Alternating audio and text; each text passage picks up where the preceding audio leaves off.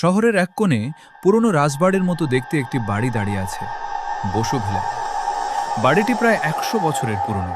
বর্তমান প্রজন্মের কেউ সেখানে থাকে না, কেবল থাকেন বয়োবৃদ্ধ জি.কে. নাহিড ওয়াইটি। তিনি সারাদিন নিজের লাইব্রেরি ঘরে বই আর পুরনো ঘড়ি নিয়ে সময় কাটান। একদিন সকালে জি.কে. নাহিড ওয়াইটি ডাকবাক্সে একটি অদ্ভুত চিঠি এলো। খামটি গাঢ় নীল রঙের এবং তাতে কোনো প্রেরকের নাম বা ঠিকানা নেই। খামের ওপর শুধু একটি মাত্র কথা লেখা: আপনার সংগ্রহশালার শেষ ঘড়িটি টিকটিক করা বন্ধ করেছে, সময় ফুরিয়ে আসছে। জি.কে. নাহিড ওয়াইটি প্রথমে এটিকে কোনো দুষ্টু ছেলের কাজ ভেবে উড়িয়ে দিতে চেয়েছিলেন, কিন্তু তখনই তার মনে পড়ে গেল তার অদ্ভুত সংগ্রহশালার কথা।